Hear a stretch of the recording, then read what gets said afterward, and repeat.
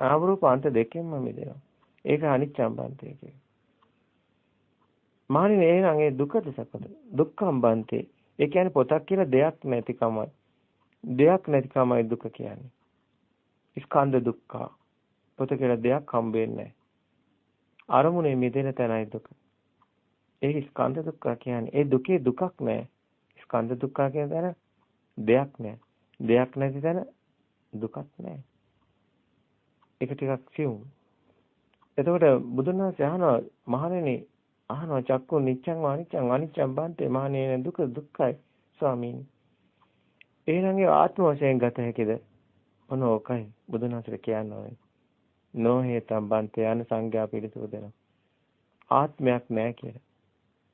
ආත්මයක් නැහැ මෙතන. ආත්මයක් තියෙනවා නම් එයා භික්ෂුවක් නෙමෙයි.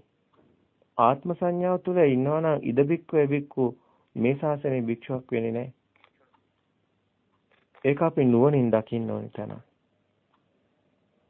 බොහොම ඉවසීමෙන් දකින්න ඕනේ කාරණාව. එතන අනාත්ම ධර්මය කියන එක. එහෙනම් චක්කෝ නිච්ඡං අනිච්ඡං අනිච්ඡං බන්තේ ඒ දුකද දුක්ඛම් බන්තේ. එහෙනම් ඒ ආත්ම වශයෙන් ගත හැකිද? නොහේතම් බන්තේ. අනාත්ම ධර්මය අපිට හමු වෙනවා. අන ඉද බික්කු බික්කු මේ ශාසනයේ අපි භික්ෂුවක් වෙන්නේ යන්නේ ඒක ආකාරයටයි. භව නිරෝධයක් දකින්න නැතුව අපිට බෞද්ධයෙක් වෙන්න බෑ.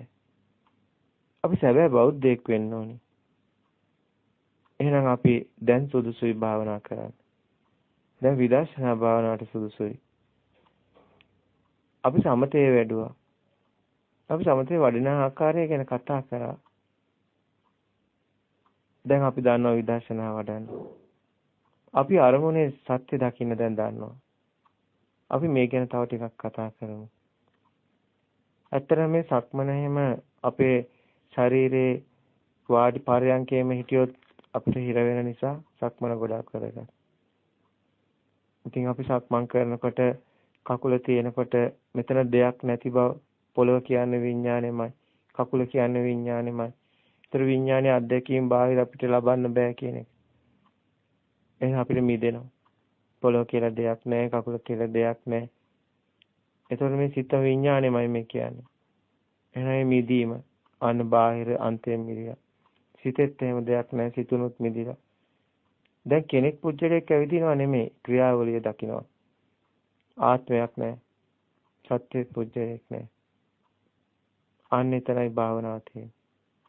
ඒ විදර්ශනා යානිකය නිවන් දකින්නමයි. ඒ කමඨාන වඩනවා නම් ඊටම වැදගත්. අපි සක්මන් භාවනාව ගැන ඊගාවාදයේදී තව ටිකක් කතා කරමු.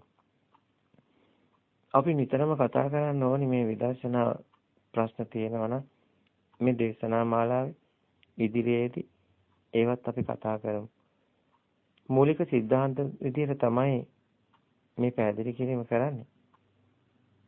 ප්‍රායෝගික වෙනකොට එදිනෙදා ඔබ වහන්සේ පුහුණු වෙනකොට ඔබ වහන්සේගේ අත්දැකීම් පසු අපි කතා කරමු. මේ ආගෙන හිටපු ටික ඔබ වහන්සේට කුසලයටම හේතු වේවි. සබ්බ පාපස අකරණගන් සිතුවිලි අකුසල. කුසලය කියන්නේ සිහියටයි. ඒ සිතක් හටගෙන නිරුද්ධ වන බවට තියෙන සිහියටයි. මේක හොඳ කමටහනක් වේග ඔබ වහන්සේට. ඒ සිහිය පිටවන්න. හැම මොහොතෙම සිතට සිහියක් තියෙන්න ඕනේ. ඒ සිහිය තමයි ඥානය අවදි කරන්නේ. අපි ඒ ගැන ඊගාව දේශනාවේදී කතා කරමු. හොඳමයි එහෙනම් ඔබ වහන්සේට මේ සියලු කාරණා නිවන් මඟ තව හොඳින් විවර කරගන්න උපනිශ්‍රේ වෙන්න ඕනේ. එහෙනම් ඔබ වහන්සේ ආරණ වාසී භික්ෂුවක් විදිහට මේ ආත්ම භාවයේ අන්තිම ආත්ම භාවය කරගෙන මේ අවසාන ආත්ම භාවය කියලා සින්දලා ගන්න. මේ ආත්ම භාවය තුළ ඔබ වහන්සේ නිවනින්ම සැනසීම ලබා ඔබ වහන්සේට තෙරුවන් සරණයි.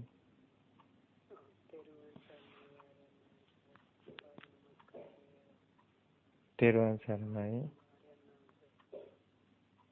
නිවනින්ම සැනසීම ලබන්නට මේ සියලු කාරණා හේතු වේ. තෙරුවන් සරණයි. උදාහරණයක් ගත්තොත් දැන් පොත දකින සිත. පොත තියනවා කියලා ගත්තොත් මෙලව ලෝක සංඥාව. බැසගෙන. පොත මේසෙ ඇඳ ඉර හඳ ගහකොළ ඒ ලෝක සංඥා. ඒ ශබ්ද වර්ණ එකතු වෙන එකක් එළියේ නැහැ කොහෙවත්. ඒතර අරමුණ ඇත්ත කරගත්තේ නැත්නම් සත්‍ය දැක්කොත් අනෙලව. අරමුණ ඇත්ත වීම මෙලව. මේක දෙයක් නෙමෙයි. මේක ශබ්ද වර්ණ කියලා දැක්කොත් ඒක මිදෙන අනෙලව. අරමුණේ මිදීමයි එලව. අරමුණේ ඇත්ත වීමයි මෙලව. එහෙනම් මෙලව එලවයි අතර පරතරේ මේ අරමුණේමයි තියෙන්නේ මේ කතාව. කාම භූමිය, රූප භූමිය, අරූප භූමිය, තුන් භූමියම තියෙන අරමුණේමයි.